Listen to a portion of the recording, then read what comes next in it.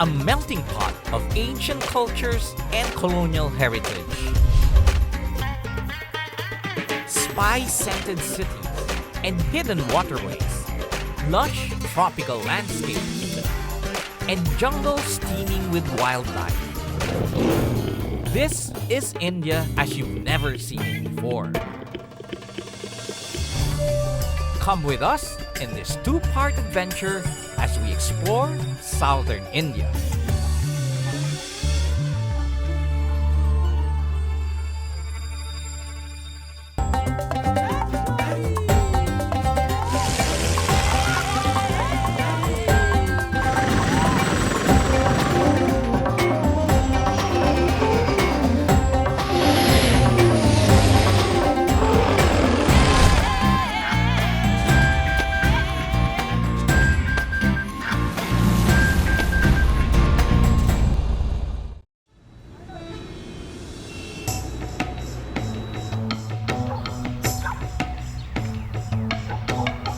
I have always enjoyed visiting India.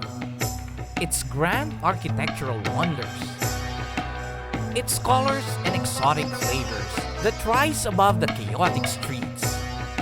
It has a character that makes you want to keep coming back. But most people's picture of India is concentrated on its northern parts.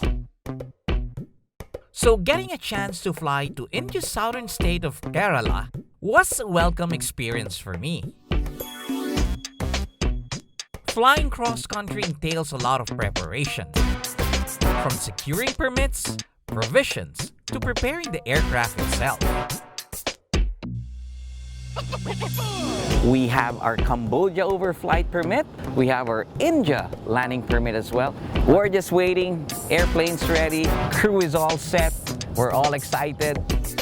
It was ironed out soon enough, and we were on our way to Cochin, India, with a few refueling stops. After flying for more than 10 hours, we landed at the airport in Cochin. It was a long flight, but I think it was fun.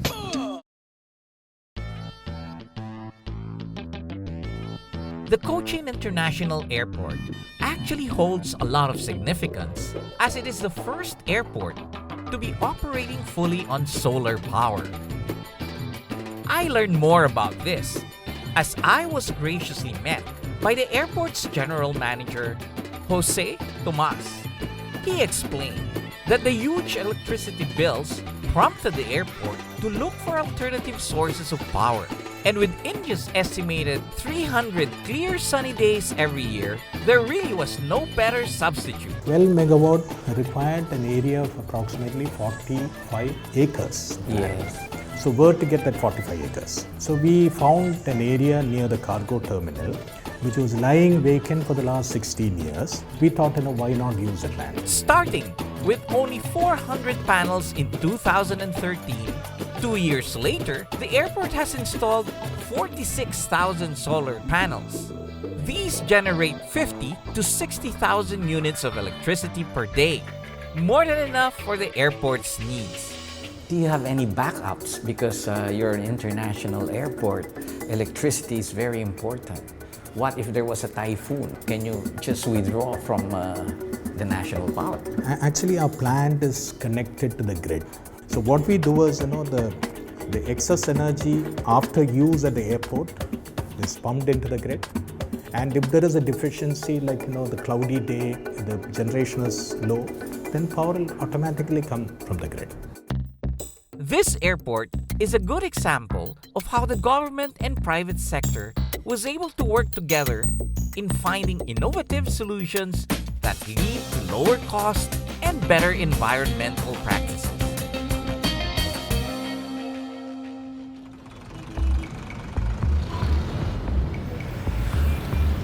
Preserving the environment is a big thing on this side of India. I soon confirm this as I proceed to CGH Earth, a family-owned hotel chain originating in Kerala, known for putting great importance on environmental sustainability. Our brand is known as CGH Earth, which really translates to clean, green, healthy. And that itself describes us what our chain, our brand is known for. Every hotel, we make sure that there is, the ecology is preserved.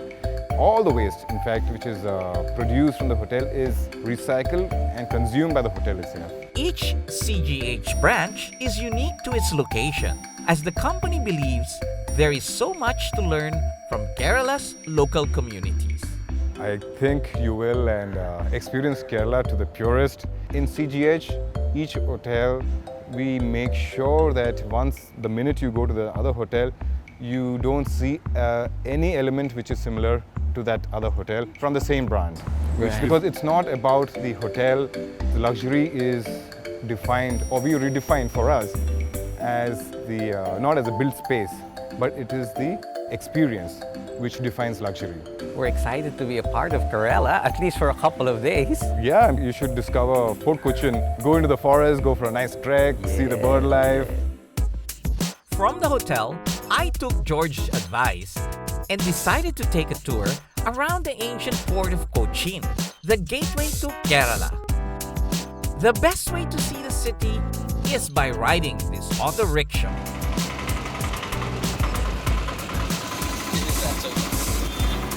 Cochin has been drawing traders and explorers to its shores for at least 600 years, and I was no exception. Facing the Arabian Sea, the town became a major trading hub for spices like pepper and cardamom. And a number of Arab, European, and Chinese traders, enamored by its charm, chose to reside here, each living their own marks in the city.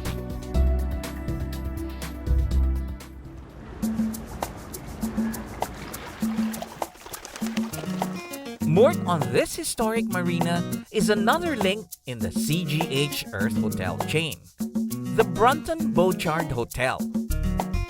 Formerly a Victorian shipbuilding yard, its interiors are an eclectic blend of British, Portuguese, and Dutch influences, a tribute to the town's rich history. After a nice stroll around the port, there's nothing better than having ice-cold tea here at the old Brunton Bochard.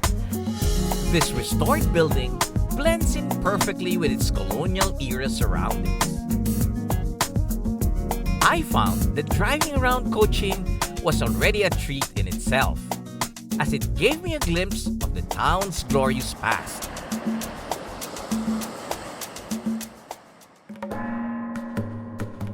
Aside from the mixture of influences, Kerala is also an interesting mix of different faiths, a product of its long trading history.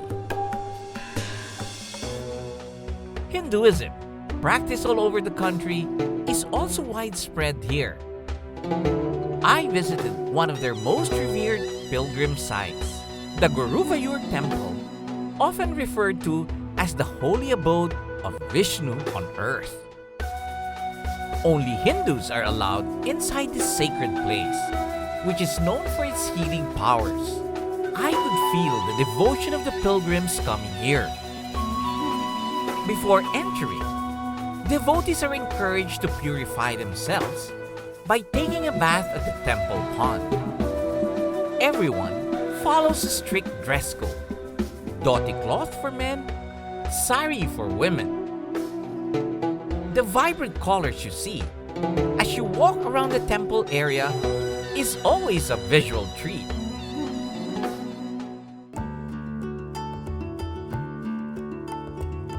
Kerala also has a significant population of Christians. You may think that this was brought about by the Portuguese occupation in the 15th century, but Christianity in India goes way back to 52 AD. When the Portuguese reached this part of India, they were surprised that Christianity was being practiced already. That is because centuries ago, St. Thomas the Apostle has reached Kerala and has spread the faith. This is said to be one of the 7 churches he built in Kerala. Though restored, its architecture reflects the way temples looked like at that time. Today, the devotion to the saint is widespread in the area. and he was said to be killed by a hunting spear here in southern India. Cochin is the second oldest diocese in India. It is also home to St. Francis Church, the country's oldest European house of worship, and Santa Cruz Basilica, a 600-year-old heritage site. Despite the diverse religions practiced in Kerala, the people are able to live peacefully and with great respect for each other's faith. Up next, we experience Kerala's beautiful culture through its many traditional art forms.